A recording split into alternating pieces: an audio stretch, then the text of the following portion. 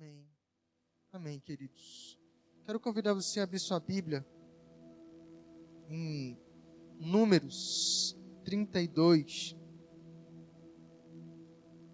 Hoje é um culto especial.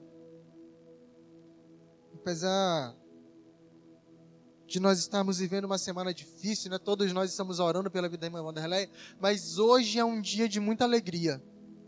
É um culto de muita alegria. Porque hoje é o culto de envio dos nossos seminaristas, como a pastora falou.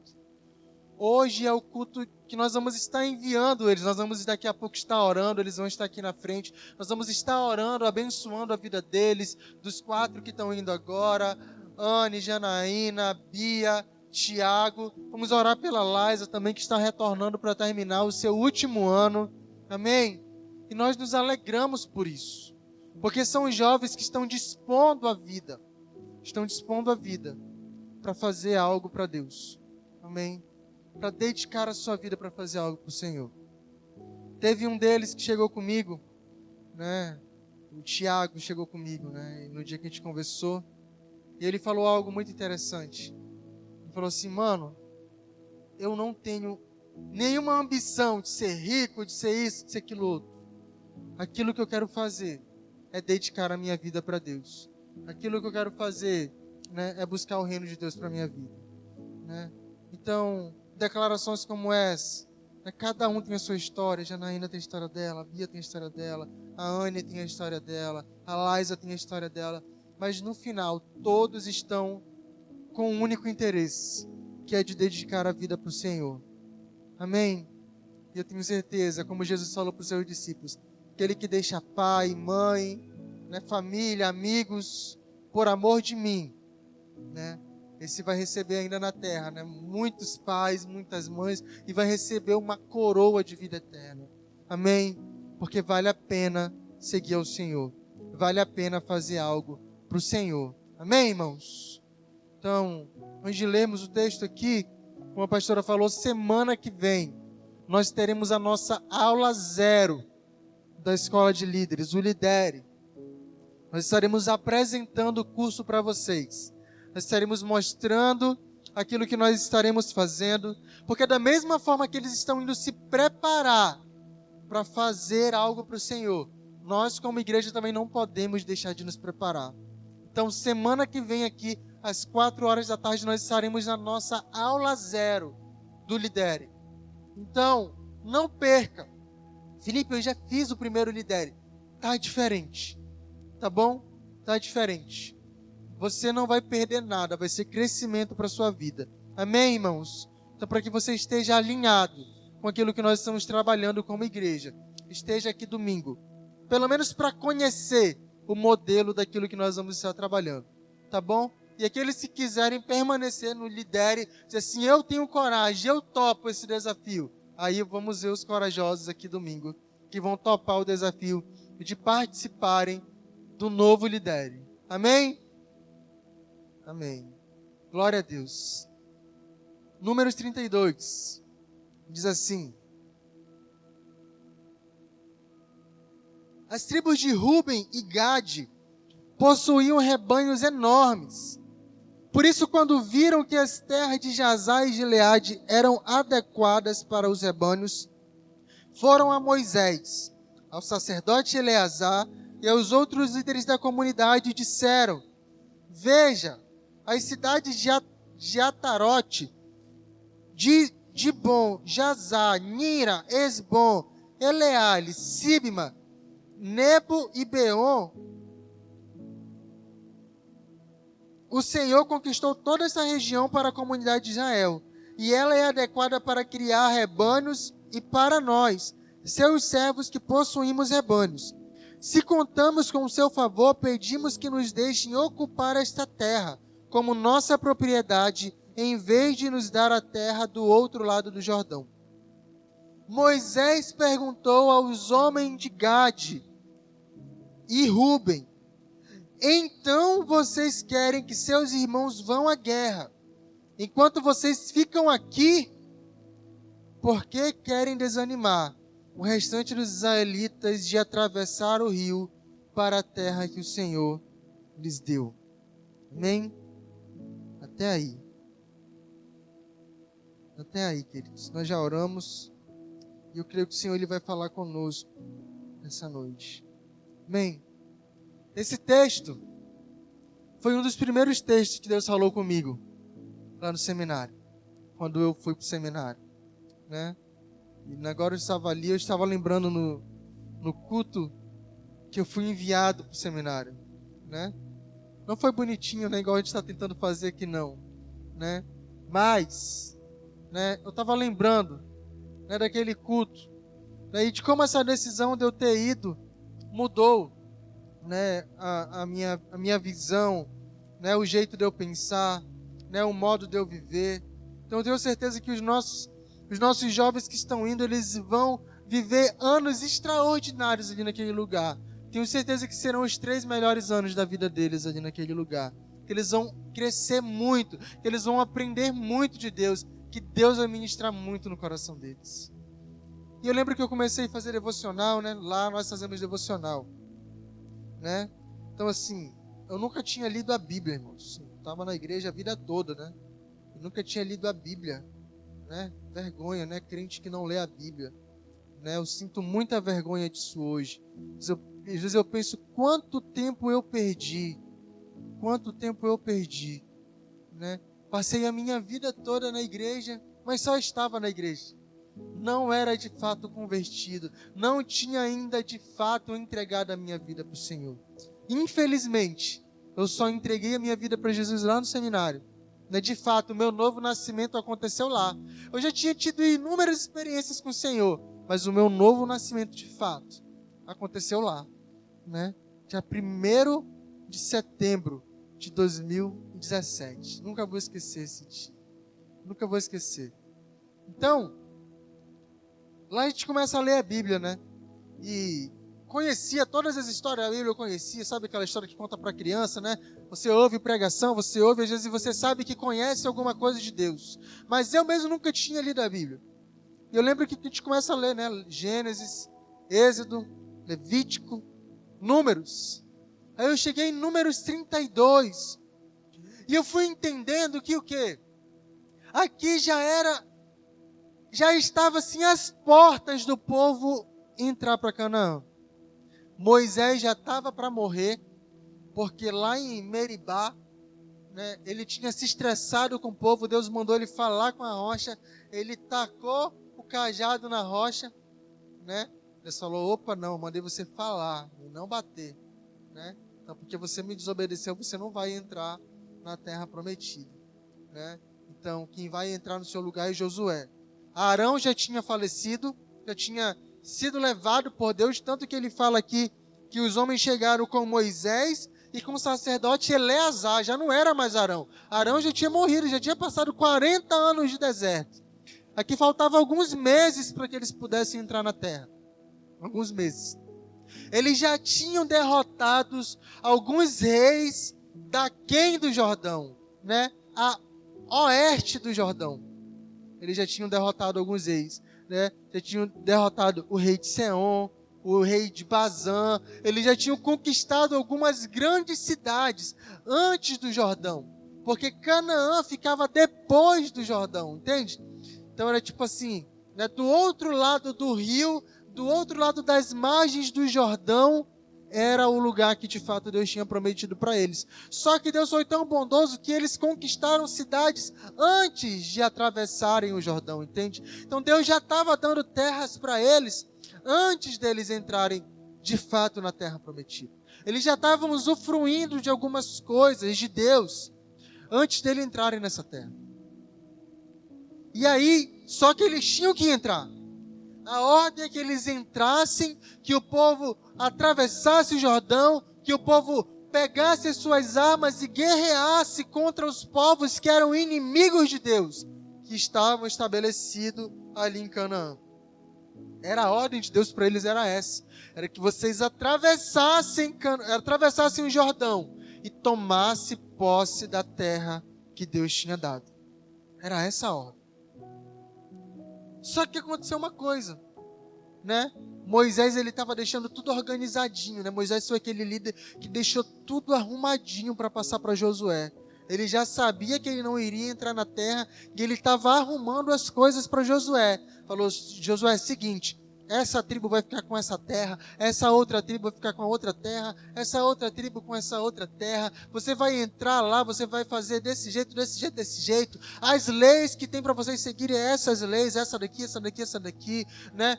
Tem um livro de Deuteronômio que é a repetição das leis, é Moisés repetindo a lei para o povo que era os filhos daqueles que haviam saído do Egito, entende? Então ele estava deixando tudo bem arrumadinho, tudo organizado, nos mínimos detalhes, para entregar a terra para Josué, para entregar o povo para Josué, para que Josué pudesse liderar o povo a entrar na terra, a possuir a terra. Tipo assim, né? Eu não vou poder entrar, mas eu vou deixar tudo organizado, Josué, para que você possa ir. Seja forte e seja corajoso. E aí,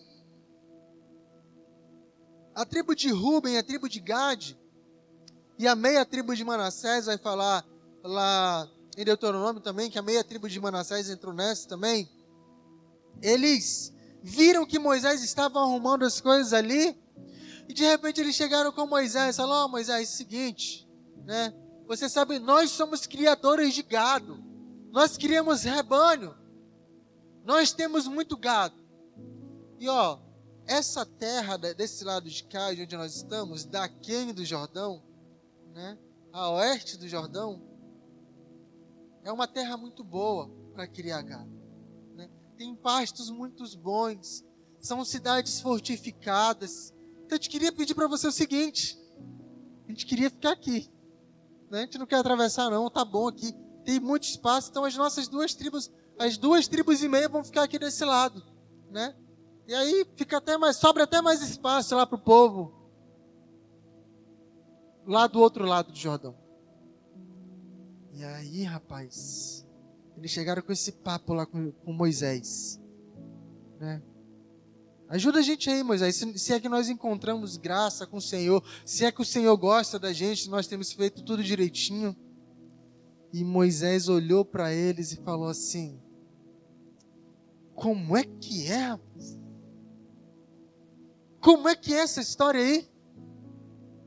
Então quer dizer que os bonitos querem ficar desse lado aqui, que já está tudo conquistado, que todo mundo guerreou, que já está conquistado as cidades. Vocês querem ficar aqui, querem fortificar as cidades para vocês, querem ficar criando o gado de vocês aqui, querem ficar enriquecendo, querem ficar cuidando das suas coisas. Quer dizer então que vocês querem comprar um carro novo, vocês querem então, né, aumentar a casa de vocês, querem fazer uma reforma, pintar a casa, ver os filhos de vocês crescer. O sonho americano, já viu aquela história do sonho americano, né? Eles tinham chegado na América deles, né? Vamos todos prosperar agora, estamos no nosso lugar. Moisés falou: então quer dizer que é isso que vocês querem fazer? Enquanto o resto dos seus irmãos vão atravessar e vão estar lutando lá para guerrear o território deles, é isso que vocês estão me dizendo que vocês vão fazer? Isso aqui, no versículo 6. Então vocês querem que seus irmãos vão à guerra, enquanto vocês ficam aqui, no bem bom? É isso que vocês querem? Não acredito que eu estou ouvindo isso não. Não é possível que vocês estão me falando um negócio desse. Moisés ficou indignado. Quando eu li esse texto, irmãos, eu parei e pensei: falei, nossa, eu não posso me dar o luxo de ficar acomodado enquanto tem tantos irmãos meus indo à guerra, enquanto tem tantos irmãos meus fazendo algo para Deus, enquanto tem tantos irmãos meus entregando a vida deles por amor do Evangelho, por amor da palavra de Deus, por amor a Jesus. E eu vou me dar o luxo de ficar aqui acomodado, sem fazer nada, no sofá de casa, na minha cama, na minha Netflix, no meu YouTube, correndo atrás dos meus objetivos, fortificando as minhas cidades, arrumando a minha casa, cuidando da minha família. Quer dizer então que é isso que nós queremos fazer? Sabe, irmãos, eu quero te lembrar algo nessa noite. Quero te lembrar que eu e você, nós, assim como aquele povo, tinha uma missão de entrar na terra e tomar aquela terra. Nós temos uma missão também. Mateus 28:19. Sabe o que diz lá? Ide, portanto, por todo o mundo e fazei discípulos, batizando-os em nome do Pai, do Filho e do Espírito Santo, e ensinando-os a aguardar tudo que eu tenho ensinado a vocês aqui. Ensinando esses novos discípulos a obedecerem todas as ordens que eu lhes dei. E lembrem-se disso. Estou sempre com vocês até o fim dos tempos. Eu e você também temos uma missão. Repete comigo. Eu tenho uma missão. Nós temos uma missão, querido. Nós temos uma missão a cumprir. Nós temos uma missão a cumprir. Nós temos a missão de pregar o Evangelho, de fazer discípulos de todas as nações, de todas as etnias, de todos os povos, de todas as raças, batizando-os. Batizar. Não é só falar de Jesus. A nossa missão não é só dizer, Jesus te ama. Não. A nossa missão é fazer discípulos. Discípulo é aquele que segue, os passos, é aquele que compra a ideia, é aquele que está disposto, é aquele que entendeu o que tem que fazer, é aquele que vai reproduzir, é aquele que vai fazer novos discípulos. Discípulo é quem faz discípulo. Amém? Então nós temos que fazer novos discípulos, fazer essa pessoa ter um compromisso no reino de Deus. Batizar, dar um testemunho para a comunidade, um testemunho, uma aliança com a igreja aqui na terra. O batismo simboliza isso. É a profissão de fé do cristão. É a pessoa declarar: agora eu sou filho de Deus. É pregar, é fazer discípulos, é batizar.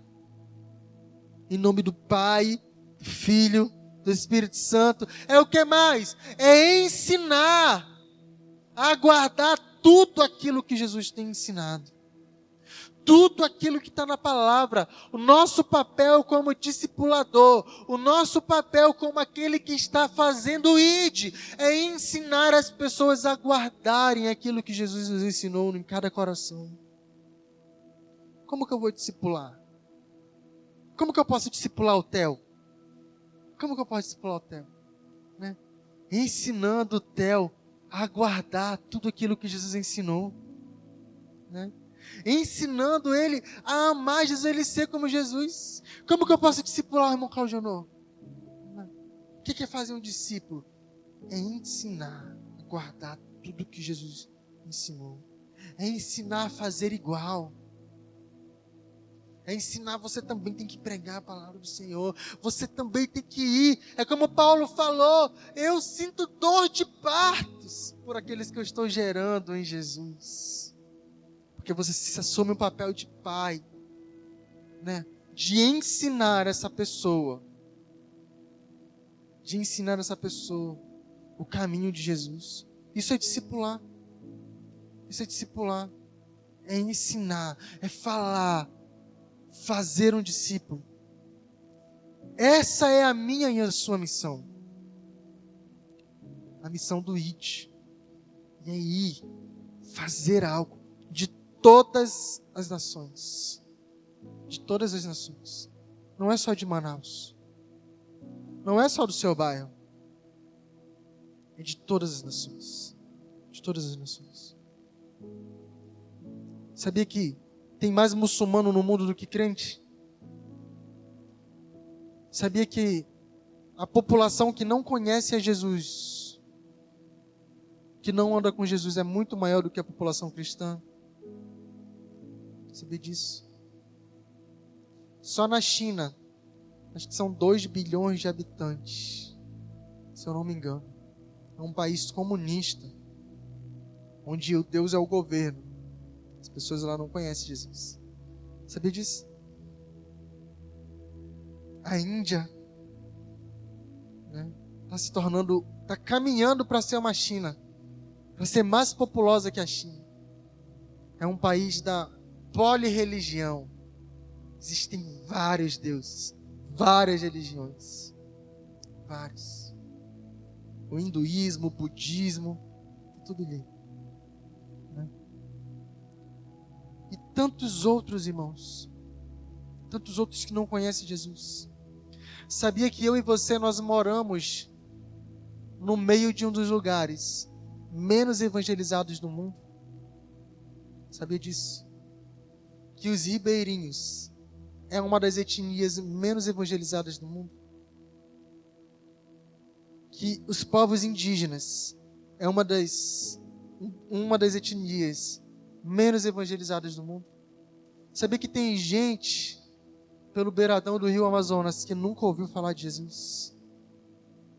Sabia que tem lugar aí que o evangelho é escasso? Que não tem ninguém para falar? E sabia que tem gente nesses lugares que, em alguns desses lugares, que estão dando a vida para que o evangelho possa ser anunciado nesse lugar? Sabia disso? Que tem gente que está literalmente dando a vida, dando os seus dias no campo missionário, andando em sol, em chuva, de canoa, a motor, a remo, do jeito que dá, que está se escondendo nos países perseguidos para falar do evangelho, que está arriscando a sua vida, que está arrumando estratégia de todo jeito para poder falar de Jesus. Sabia que tem gente fazendo essas coisas, irmãos? Porque eles estão, sabe o quê? Comprometidos com essa missão que nós lemos aqui. De ir por todo mundo e fazer discípulos de todas as nações. De todas as nações. De todas as nações. É a nossa missão. Do mesmo jeito que o povo de Israel tinha a missão de adentrar Canaã e expulsar aqueles povos. A nossa missão é fazer discípulos. Diz para o teu irmão do teu lado: a nossa missão é fazer discípulos. Diz para ele: a nossa missão é fazer discípulos. Amém? E o que nós estamos fazendo com a nossa missão, irmãos? O que eu e você estamos fazendo com a missão que Jesus nos deu? Essa é a pergunta. O que nós como cristãos estamos fazendo com a missão que Jesus nos deu? Eu acho que hoje aqui todos nós já somos convertidos ao Senhor. Eu não sei se eu estou vendo alguém aqui que eu sei que ainda não entregou sua vida para Jesus. Eu acho que todos aqui já entregaram sua vida para Jesus. Sabe por quê? Porque nós entendemos o Evangelho. Nós temos ensinado aqui a respeito do Evangelho nos cultos de quinta-feira. Se você não está vindo, você está perdendo o nosso estudo sobre o livro de Gálatas, sobre o que era o Evangelho. A boa nova de salvação para as nossas vidas. E se nós entendemos isso, irmãos, nós precisamos estar comprometidos com essa missão. Nós precisamos estar comprometidos com a missão de anunciar esse evangelho, com a missão de levar essa palavra, porque Jesus falou isso no imperativo. Ele não falou assim: olha, por favor, se der para vocês tirarem um pouquinho do tempo de vocês e irem anunciar o evangelho em todas as nações. Se alguém quiser, se tiver uns 4, 5 aí na igreja Emaús que queiram se preparar para fazer isso, vão lá, por favor. E aí todo mundo vai te aplaudir, porque você vai estar sendo um herói, você vai ser o cara diferenciado da sua igreja. Se tiver alguém que queira fazer isso, por favor, vai lá, quebra esse galho para mim. Foi assim que Jesus falou, irmãos?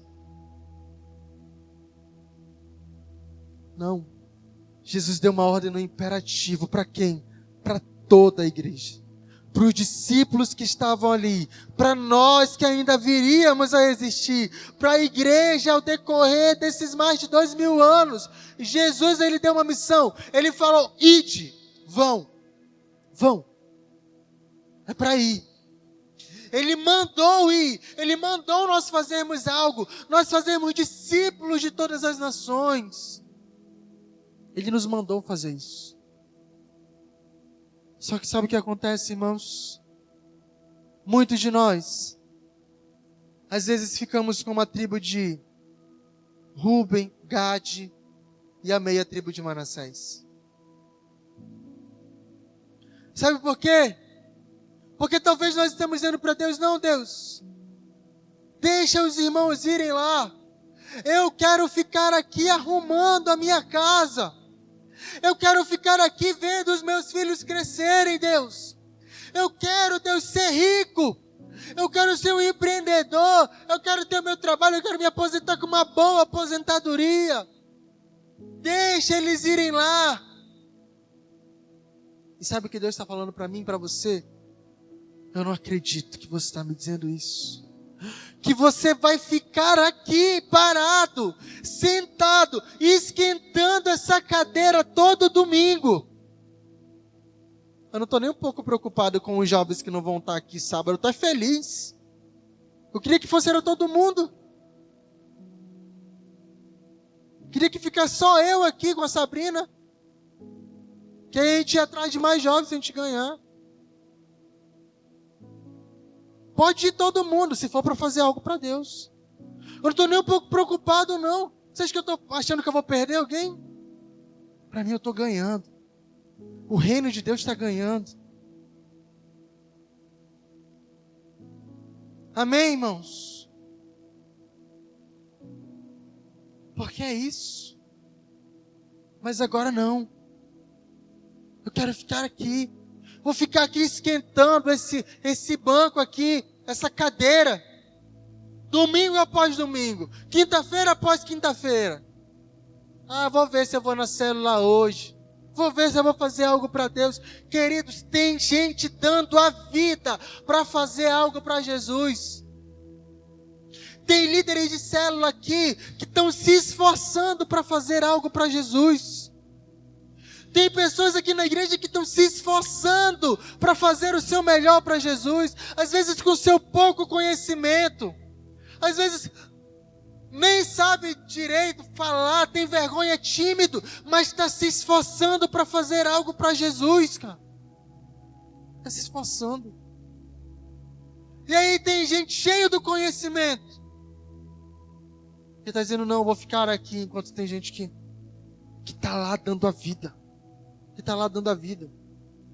Moisés se revolta e fala assim, olha o seguinte, os seus antepassados fizeram a mesma coisa. Quando eu os enviei de Cádiz Barneia para fazer o reconhecimento da terra, ele começa a dizer, eles subiram lá no monte, eles voltaram e eles começaram a desencorajar o povo. Sabe por quê, irmãos? Porque quando nós não fazemos algo para Deus, além de nós não fazermos, nós desencorajamos aqueles que querem fazer alguma coisa. Sabia disso? Além de nós não fazermos a nossa parte, a gente ainda desestimula os outros que querem fazer a fazer algo. E aí, irmãos, qual vai ser a nossa resposta? A resposta da igreja Emaús, qual que vai ser, queridos? Nós vamos aceitar e dizer, não, é isso mesmo, Jesus. A gente vai ficar aqui descansando, tranquilíssimo, enquanto os nossos irmãos vão para a guerra. Vão lá dar a vida deles. E outra coisa. Os nossos jovens aqui, eles estão dando um passo em relação a fazer aquilo que Deus tem para eles. Eles estão indo se preparar para depois irem fazer algo para Deus. Entende? Então eles vão para um tempo de preparação. Eles vão estar lá enclausulados numa escola para aprender algo de Deus. Mas o envio de fato vai ser quando eles terminarem o curso lá. E vão ser de lá enviados para algum lugar para fazer algo para Deus. Eles estão indo se preparar. Mas aí a pergunta, a gente vai deixar só eles ir se preparar?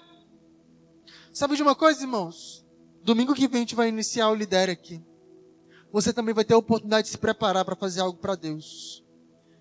Eles vão estar lá no treinamento intensivo de 3 anos. Mas você também vai ter a oportunidade de se preparar para fazer algo para Deus aqui.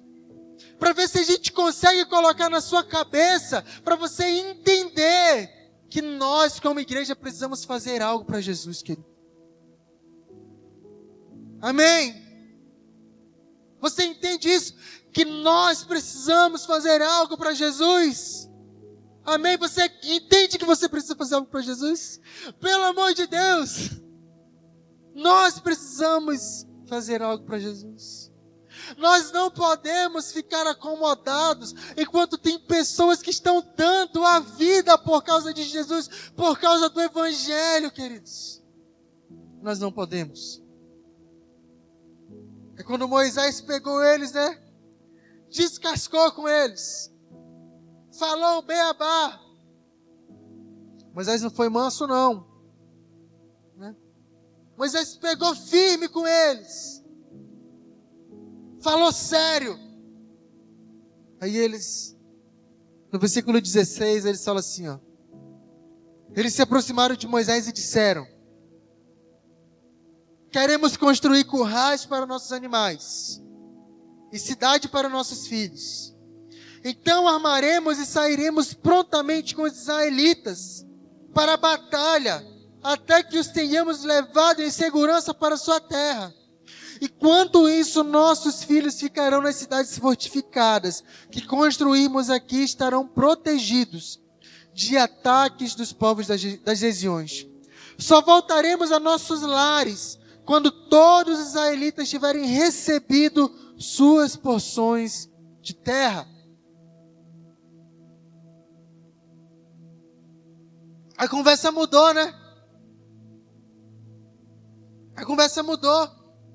Aí Moisés fala assim para ele no versículo 20.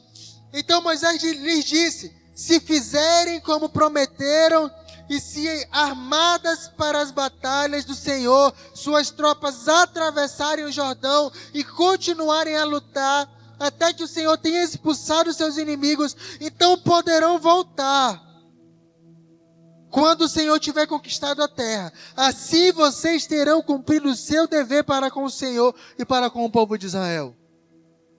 Moisés falou: ok, vocês querem cuidar das suas coisas, vocês querem cuidar das suas famílias, vocês querem construir as suas cidades, ok, beleza. Façam aí. Então, irmãos, se você quer fazer as suas coisas, se você não quer viver essa vida integral para o ministério, ser um pastor, ok. Mas tem uma coisa. Você tem que pegar as suas armas e ir para a guerra. Ok, você fazer as suas coisas, mas você não pode deixar de ir para a guerra. Amém? Ok, você cuidar da sua família, ok, tá bom, cuida da sua família, mas não deixa de guerrear. Cuida da sua casa, mas não deixa de fazer algo para Deus. Não deixa de avançar o reino de Deus. Não deixa de colocar a sua vida à disposição para fazer algo para o reino de Deus. Amém? Nós não podemos dar desculpas para Deus. Nós não podemos dar desculpa para Jesus. Esse povo tentou arrumar uma desculpa para Moisés. Moisés falou: ok, você quer fazer? Faça, mas você tem que ir para a guerra. Se vocês forem para a guerra, lutarem a batalha do Senhor, fizerem aquilo que o Senhor quer fazer, quer conquistar a terra, aí vocês podem voltar então e cuidar das coisas de vocês. vocês vão ter cumprido o seu papel para com Deus e para com Israel. Amém. E qual que é a guerra do Senhor hoje, irmãos? Qual que é a guerra do Senhor hoje? A guerra do Senhor hoje é salvar o maior número de pessoas que estão perdidas aí fora. A guerra que o nosso Deus luta, o interesse do nosso Deus hoje, é salvar o maior número de pessoas que estão perdidas aí fora, que não conhecem a Deus. Então Deus está dizendo, ok, trabalhe, faça sua faculdade, cuide da sua família, mas não deixe de se envolver na minha obra. Assuma o seu papel, tenha como prioridade primeiro avançar o reino. Primeiro o reino dos céus e a sua justiça, e depois as demais coisas serão acrescentadas. É isso que Deus falou para o povo de Israel, ok, faça suas coisas, mas primeiramente vocês vão lutar as minhas batalhas. Primeiramente vocês vão lutar as minhas batalhas. E é isso que Deus ele espera da sua igreja, que a sua igreja busque em primeiro lugar o reino de Deus e a sua justiça. Que em primeiro lugar a igreja esteja comprometida com as coisas do reino. Que em primeiro lugar nós venhamos assumir a nossa postura. A nossa postura de fazer algo para o reino de Deus. A postura de nós assumirmos aquilo que Jesus ele quer que nós façamos. Nós não podemos nos eximir das nossas responsabilidades. Amém.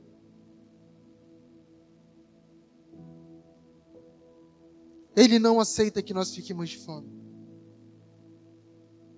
Da mesma forma que Moisés ele se indignou, Deus ele vai se indignar com aqueles que não estiverem dispostos a assumir a sua responsabilidade para com o reino de Deus. Talvez Deus está falando para você hoje, eu não acredito que o teu pensamento é achar que só o Tiago, a Aninha, a Bia e a Janaína vão ter que fazer algo para Deus. Eu não acredito que você está pensando isso não. Você também tem que estar envolvido nas coisas do reino de Deus. Não precisa você ir para Curitiba para se envolver nas coisas do reino de Deus. Não precisa. Você é aqui, você tem que ser despertado para fazer algo para o reino de Deus. Você tem que ser despertado a querer evangelizar, a querer ser um missionário. Deus ele tem que começar a fazer os nossos corações queimar pela obra missionária, queridos. Queimar. Quem sabe alguém vai dizer, eu quero ir lá para a África, ajudar o pastor Jackson lá em Cabo Verde.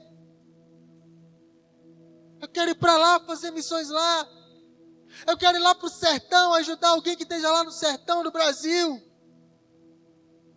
Aquele povo sofrido, escravo da idolatria. Talvez Deus vai levantar algum de nós aqui, mas Ele vai levantar aqueles que estão comprometidos com a missão.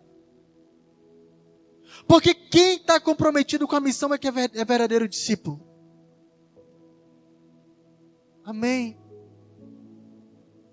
Não deveria ser algo assim, uau, como eles estão indo para lá. A gente se alegra muito, claro. Eu fico muito feliz com a decisão deles. Mas sabe, irmãos, deveria ser o normal da igreja se dispor para fazer algo para Deus. Já viu aquela questão da honestidade? Que é tão difícil a gente encontrar gente honesta hoje, que quando a gente encontra alguém honesto, né? Tipo, fulano perdeu o celular, você achou o celular, você vai ligar para ele e falar, oh, fulano, eu achei teu celular. Aí o cara vai dizer, oh meu Deus, ainda existe gente honesta no mundo. Muito obrigado, tome aí R$100 porque você me disse. Né? A pastora até contou, né, quando ela viajou para Portugal lá, né? Ela esqueceu a blusa dela lá no aeroporto de Madrid, né? Esqueceu lá uma blusa, ficou lá no cantinho lá, normal, pegou, né? Ela, né? Normal, lá não sai no jornal quando acontece isso, entende? Sabe de uma coisa, irmãos? Aqui também deveria ser do mesmo jeito. Aqui também deveria ser do mesmo jeito. Não deveria ser assim, oh, fulano está indo fazer algo para Deus. Deveria ser normal, iria se alegrar, iria, mas deveria já fazer parte da rotina da igreja. Amém? Já deveria ser normal ter gente querendo liderar a célula. Já deveria ser normal ter gente querendo fazer algo para Deus. Já deveria ser normal ter gente querendo entregar a sua vida para fazer algo para o Senhor. Amém? E eu creio que vai ser. Eu creio que Deus vai despertar essa igreja, que Deus vai colocar um amor em nossos corações pela obra de Deus, onde todos nós, onde os nossos corações vão queimar, e ninguém vai ficar quieto enquanto não estiver fazendo algo para Deus. Eu creio que Deus ele vai fazer isso no meio dessa igreja. Muita gente vem aqui e profetiza, Deus vai fazer grandes coisas no meio dessa igreja, Deus vai alargar as nossas tendas, Deus ele vai fazer algo. Mas para que Deus fazer algo, Ele tem que encontrar corações dispostos a querer trabalhar para Ele. Porque a palavra diz assim, que Deus ele está à procura de um homem que se coloque na brecha. Ele precisa de uma pessoa que se coloque na brecha. Imagine se várias pessoas começarem a se colocar na brecha. Se várias pessoas começarem a se colocar à disposição. Ah, mas eu tenho que resolver ainda as coisas lá em casa, Felipe, no meu casamento. Tenho que resolver as coisas não sei aonde. Tenho que resolver isso. Tenho que resolver aquilo outro. Eu tenho que pedir perdão de fulano. Então pede logo e resolve. Acaba com essa situação. E vai fazer algo para Deus. Porque quando a gente está fazendo algo para Deus, a gente não tem tempo para ficar criando minhoca na nossa mente. Entende? Porque, você viu, né, aquele ditado, que é quase um versículo? Oficina vazia é a oficina do diabo. Né? Mente vazia é a oficina do diabo. Né? E é isso mesmo. Se sua mente estiver vazia, se você não estiver querendo fazer nada para Deus, se você ficar aí vagando, aí vai vir um monte de problema. Aí você tem tempo para ficar magoado com fulano, você tem tempo para lembrar do ciclano, você tem tempo para se incomodar com a roupa que o outro veio, você tem tempo para ver se o sapato que a irmã veio está combinando com a roupa dela, você tem tempo para falar de todo mundo. Ah, viu lá o irmão do jeito que ele falou? Quando nós lembramos que Ele nos ama, nós não temos tempo para perder com ressentimentos, diz o louvor. E a Bíblia também diz isso, sabia que não é só o louvor? Lucas 7,47.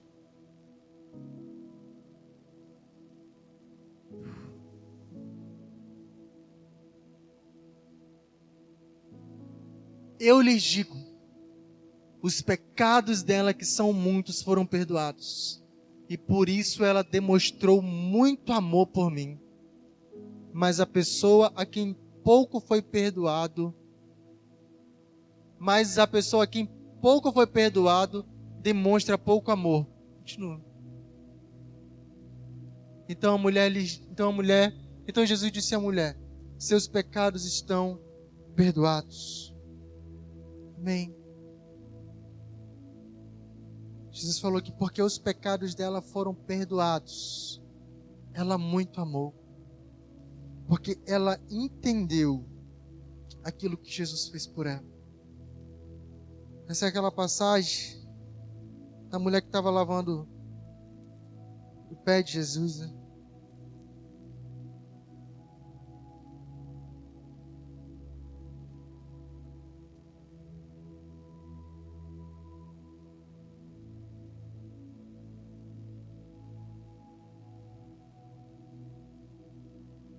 João.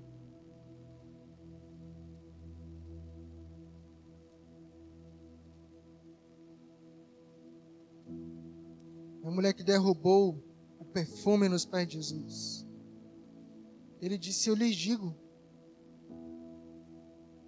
os pecados dela, que são muitos, foram perdoados.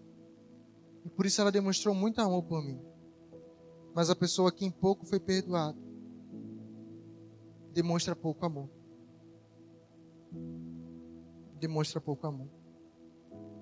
Quem foi muito perdoado aqui? Quem se considera que foi muito perdoado? Qualquer um de nós que fomos muito perdoados pelos nossos pecados. É nossa obrigação demonstrar muito amor. Sabia disso? Se você foi pouco perdoado, é porque você ainda não foi perdoado dos seus pecados. Se você considera assim, não, fui perdoado bem pouquinho, não deu nada. Não fiz nada. Porque você ainda não entendeu a gravidade do seu problema. Mas aqueles que entendem que foram muito perdoados, quando você para, olha para a sua vida, quando você examina o seu coração, e você pensa assim, nossa, como eu sou ruim sem Jesus. Como eu estava perdido nos meus pecados. Como a vida que eu vivia era uma vida que não agradava a Deus. Eu estava condenado a ir para o inferno. Não tinha perdão para mim. Não tinha, eu sou um miserável. Como eu fiz besteira na minha vida. Como eu desagradei a Deus. Como eu fiz tudo isso. Na oração do filho pródigo, Pai, eu pequei contra os céus. Pequei contra a terra, pequei contra ti. Já não sou digno de ser chamado teu filho. Esse era o nosso estado. Não éramos dignos de sermos chamados filhos de Deus. Não éramos dignos. Essa é a realidade. E Ele veio e muito nos perdoou. Aqueles que de fato creram nele, que de fato entregaram a sua vida para Ele, que de fato depositaram a sua confiança nele, crendo que esse sacrifício é o único que pode nos salvar. Foram muito perdoados, muito perdoados. E por isso eles amam muito. Mas quem pouco foi perdoado, pouco ama. E a pergunta é: você tem amado muito? Você tem amado pouco? Você tem amado muito ou você tem amado pouco? Como tem sido a sua devoção ao Senhor, a sua gratidão? Essa mulher aqui, ela pegou um frasco de perfume muito caro, que era economia de anos de trabalho, e ela quebrou e jogou aos pés de Jesus. Se ela estava querendo dizer: Jesus, tu é tão importante para mim que eu vou derramar isso aqui que é de mais precioso para ti. Porque eu muito fui perdoado, então eu te amo, Jesus. E porque muito eu te amo, eu vou entregar o que eu tenho de mais valor para o Senhor. Aquilo que é mais precioso para mim, eu vou entregar para ti, Jesus. Vou entregar porque o Senhor me perdoou tanto, Jesus. A minha vida era tão difícil. O Senhor me perdoou, o Senhor me amou de forma tão grandiosa, Deus. O Senhor mudou a minha vida. O Senhor mudou a minha história. O Senhor mudou o meu caminho. O Senhor mudou o meu caminho. Então eu vou te amar muito, Jesus. Então eu vou te amar muito.